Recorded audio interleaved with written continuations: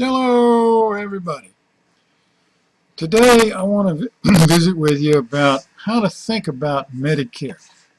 So let's start with a fact that I believe is correct. Is today that a typical Medicare recipient will consume or use about $150,000 more than he contributes to the system. So since there are no free lunches, how do we pay for that? Well, we basically have two choices.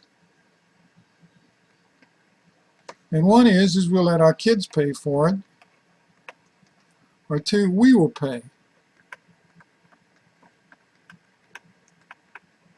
I don't think there's a huge appetite to pass the bill on to our kids. So let's go down the path that we're going to figure out how to pay for it. Well, we basically, again, have two choices. They are not totally mutually exclusive, but let's review the choices. One is we can raise taxes to pay that 150 grand that each of us will consume.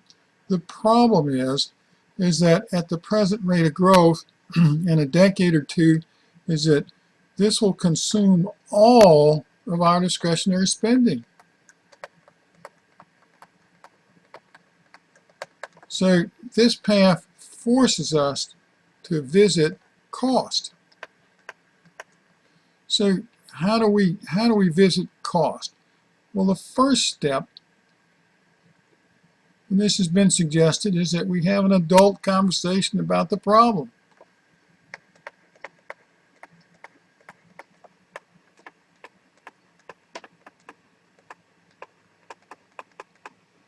So let's describe one of the things an adult conversation is not, that we're getting plenty of today, is that when opposing sides characterize motives of the other side. Anytime somebody ascribes motives that are not their own, that is not an adult conversation. And we have a lot of discourse today where you describe the motives of your opponents.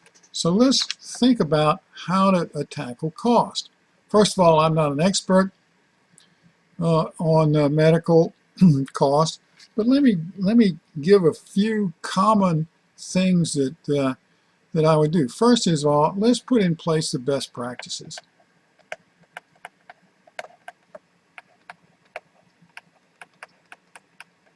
Now, in the field of medicine, best practices are evolving, and we got to make sure that we adopt the new and best processes and not the latest fad. So one of the things we do is transparency. Under this is be transparent.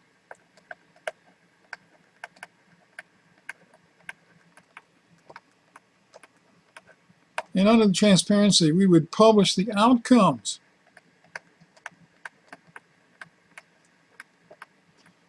Okay, and of course this is the performance of the hospitals and the doctors and the procedures. So if we're doing stents and we find out that if 80% of the stents we put in have no efficacy, let's examine the decisions that drives decisions to put in stents. And we have to have a very adult conversation about how to evaluate efficacy, but that should not be too tough. Now, the next thing that we ought to look at very hard is fraud. And depending on who you believe, there's lots of dollars involved in fraud. Well, here's one of the first things you can do, and it's not a statute. You can do this by government fiat, essentially. It's number one, let's have a first strike rule. So if you're ever convicted of medical fraud, you're forever barred with dealing with the federal government. Why would we want to deal with people who have defrauded us in the past? It's very simple. One strike rule, period. So what else can we do in the medical fraud thing? Well, number two is we can do more investigation.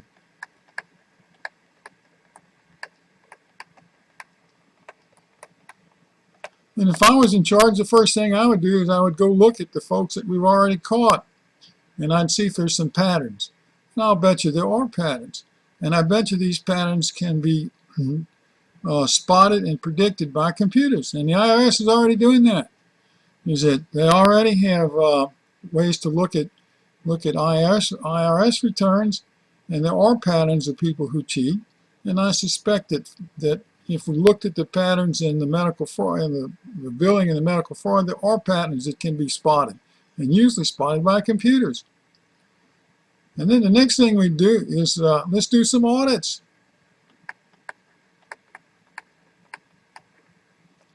So based on our previous investigations, there will be some some bills that look suspicious. Let's audit them.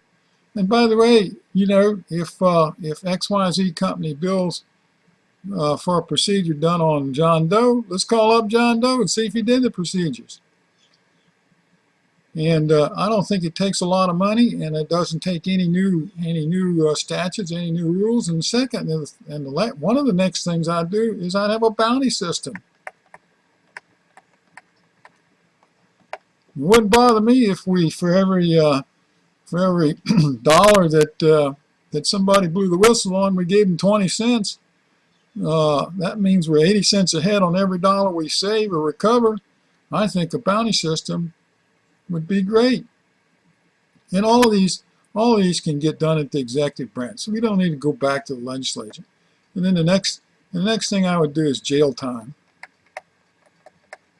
And I'd have a mandatory sentence. For every $1,000 that you got caught stealing, we give you a day in jail.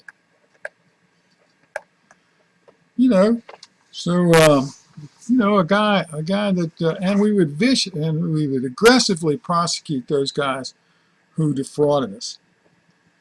Now, this may take some statute changes, but who amongst us, which political entity would not be in favor of some sort of mandatory jail sentence for a guy who we caught stealing? I think this is easy. Now it gets a little tougher as we get into. The next thing I would do is recommend is that we immediately go to electronic medical records.